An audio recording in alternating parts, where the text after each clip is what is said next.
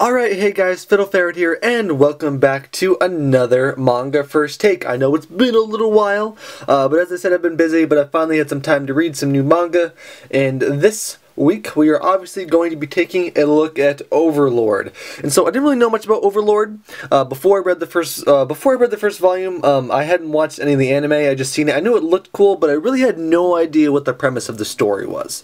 And so we'll jump into that first. So Overlord is another one of these, massively, MMORPG, real-life virtual world, you're inside the game type of deals.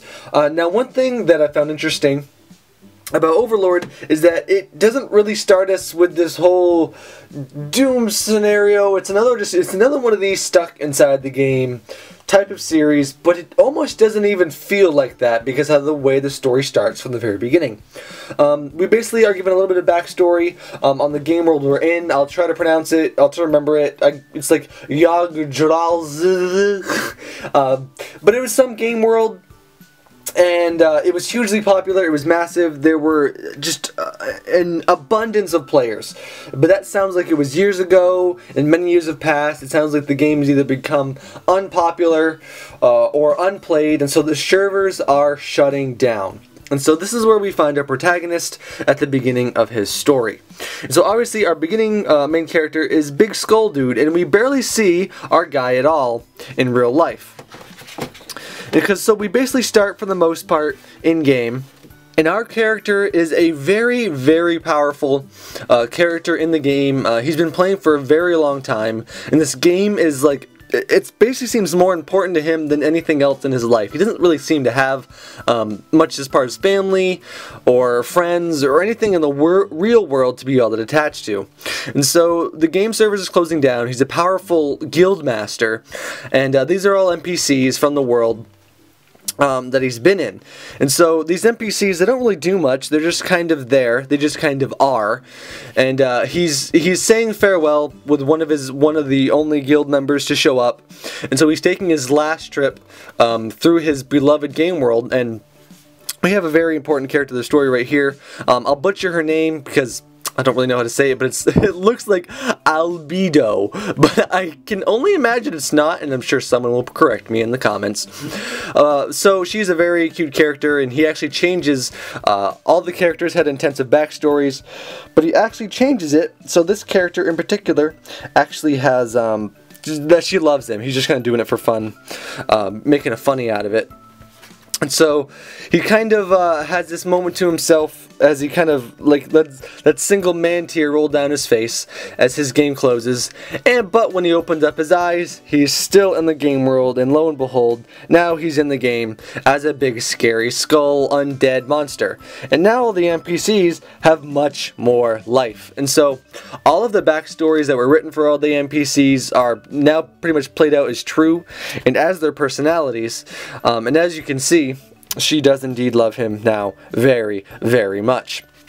And so this is what's interesting from the start now from this series, and what I really liked about it was that I didn't really seem to get all of the usual tropes I usually get with these, stuck inside the game type of scenarios. I know Log Horizon is one of those scenarios where no one's really like panicking at all, but this one takes it to like an even farther level, to where that he's now in a world where he doesn't really know where he is because the game world has now changed.